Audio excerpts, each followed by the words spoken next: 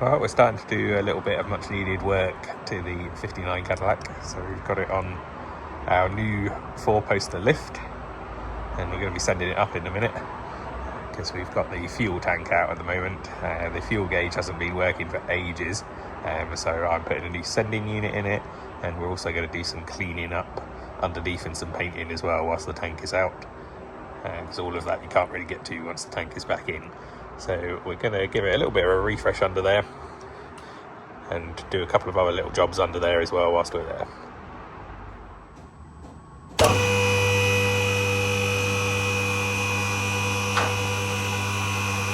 Well, we're under the 59 with our head occupying the space where the fuel tank should be, and we've just been cleaning up under here, get ready to do some painting, because obviously once the tank goes back in we're not going to see any of this again, hopefully, is the plan. Hopefully once this goes back in we stop our fuel gauge problems, and we've got a nice new sending unit in with a new pickup as well, and then we don't have to worry about that anymore.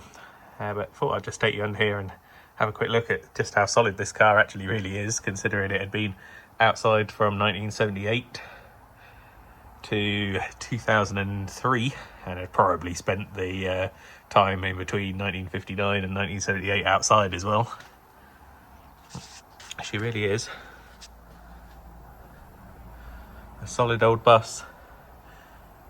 Doesn't appear to have had any welding at all underneath the car. No patches in the floors, no patches in the frame. Just a decent, honest old car. So yeah, we're going to have a little bit of a paint up under here. I've got some direct to metal satin black, and we'll give this a quick spray and see what we can get. Well, that's the first coat going on, and it's already looking much tidier under there, much happier. So whilst this is drying, we'll get started on putting a coat of paint on the fuel tank as well. Well, we've got quite a bit done today actually. Got all the underside of the boot floor here where the fuel tank sits sprayed up. We've also sprayed up our fuel tank brackets, the filler neck and the breather as well.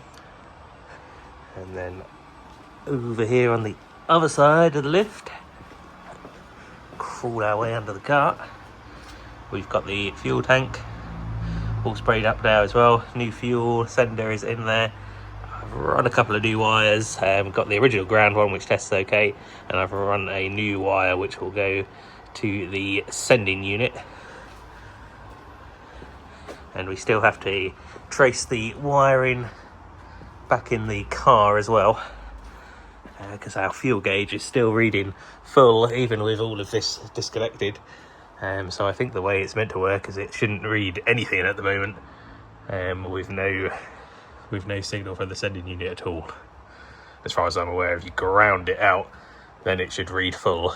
So looking like I've got a short somewhere in the wiring of the car, which runs, so this is the original sending unit wire. We're going to get rid of that and reconnecting the trunk floor there to the original wiring, which runs down the inside of the car under the carpet on the driver's side, and then comes up in the kick panel, which is behind here in the interior, and that's where we should find that wire running all the way along the top of the sill.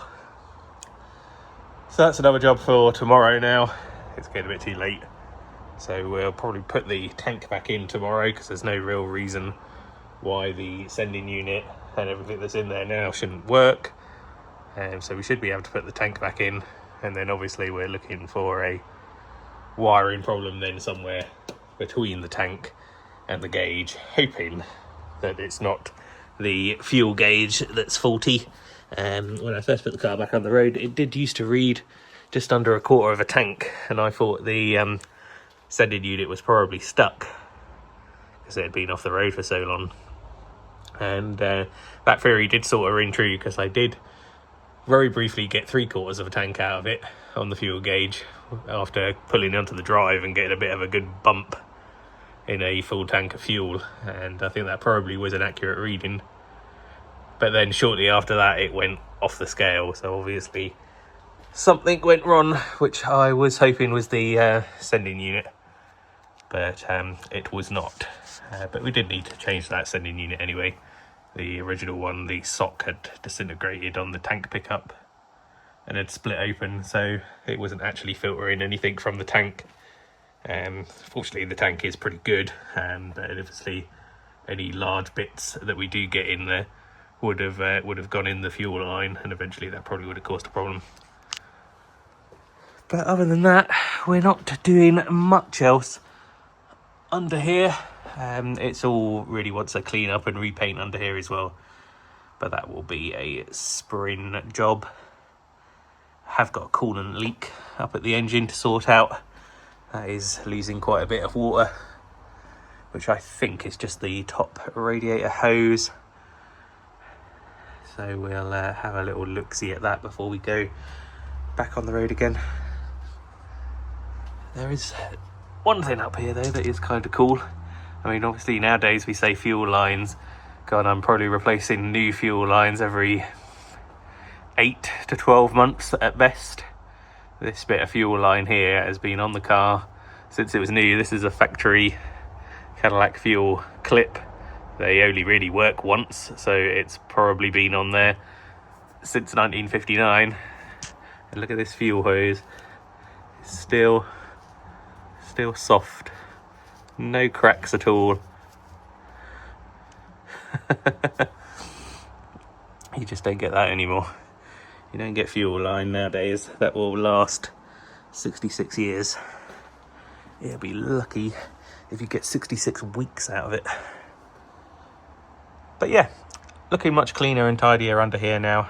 So I'm pretty happy to put the tank back in, knowing that this has got at least some protection on it again.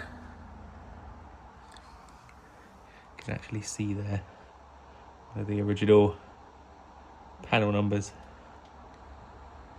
in the original boot floor. It's pretty cool.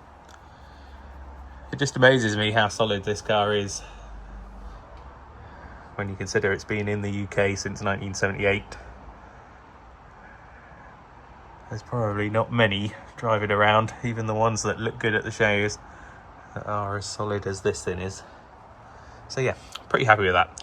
Now if we could just get the fuel gauge working, I'll be even happier, because then I won't be putting fuel in it every time I go out of it, thinking that I will run out somewhere, so I just keep on filling it up.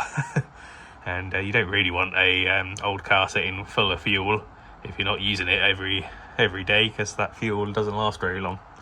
So it'd be nice to know what we've got in the tank, and hopefully all of this effort will be worth it eventually.